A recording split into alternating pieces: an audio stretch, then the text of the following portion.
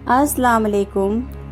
قوم عاد مقام احقاف میں رہتی تھی، جو عمان و حضرموت کے درمیان ایک بڑا ریگستان ہے۔ اللہ تعالیٰ نے اپنے پیغمبر حضرت ہود علیہ السلام کو ان لوگوں کی ہدایت کے لیے بھیجا، مگر اس قوم نے اپنے تکبر اور سرکشی کی وجہ سے حضرت ہود علیہ السلام کو جھٹلا دیا اور اپنے کفر پر اڑے رہے۔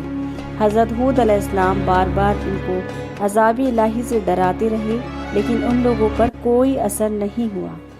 آخرکار عذاب الہی کی جھلکیاں شروع ہو گئیں۔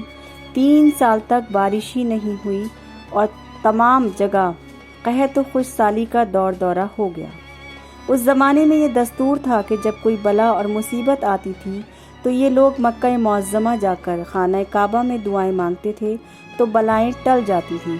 چنانچہ ایک جماعت مکہ معظمہ گئی۔ اس جماعت میں مرثد بن سعد نامی ایک شخص بھی تھا جو مومن تھا، مگر اپنے ایمان کو اپنی قوم سے چھپائے ہوئے تھا۔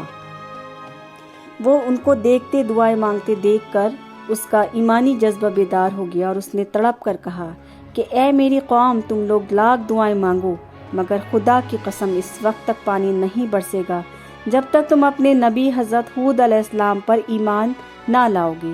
چنانچہ وہ لوگ بھی حضرت مرثد بن سعد کے خلاف ہو گئے اور ان کو مار پیٹ کر الگ کر دیا۔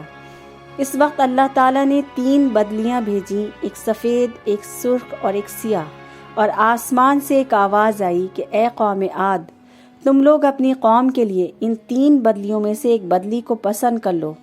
چنانچہ ان لوگوں نے کالی بدلی کو پسند کر لیا، اور یہ لوگ اس خیال میں مگن تھے کہ کالی بدلی خوب زیادہ بارش دے گی۔ چنانچہ وہ ابر سیاہ قوم عاد کی آبادیوں کی طرف چل پڑا۔ قوم عاد کے لوگ کالی بدلی دیکھ کر بہت خوش ہوئے۔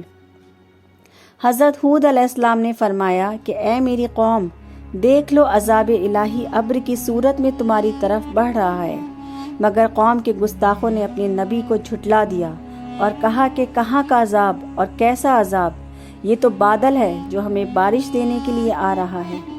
یہ بادل پچھم کی طرف سے آبادیوں کی طرف برابر بڑھتا رہا، اور ایک دم ناگہاں اس میں سے ایک ایسی آندھی آئی جو اتنی شدید تھی کہ اونٹوں کو میں ان کے سوار کے اڑا کر کہیں سے کہیں پھینک دیتی تھی۔ جب قوم عاد کے لوگوں نے یہ عالم دیکھا تو انہوں نے اپنے آپ کو سنگین محلوں میں محفوظ کر لیا، مگر آندھی کے جھونکے سے وہ بچ نہیں پائے، اور محلوں کے جو دروازے تھے وہ آندھی ان کو اڑا کر لے گئی، یہاں تک کہ قوم عاد کا ایک ایک آدمی مر کر فنا ہو گیا اور اس قوم کا ایک بچہ بھی نہیں بچا۔ پھر قدرت خداوندی سے کالے رنگ کے پرندوں کا ایک غول نمودار ہوا، جنہوں نے ان کی لاشوں کو اٹھا کر سمندر میں پھینک دیا، اور یہ عالم دیکھ کر حضرت ہود علیہ السلام بہت زیادہ دل برداشتہ ہوئے۔ انہوں نے اس بستی کو چھوڑ دیا اور وہاں سے مکہ مکرمہ تشریف لے گئے اور اپنی آخری زندگی تک بیت اللہ شریف میں عبادت کرتے رہے۔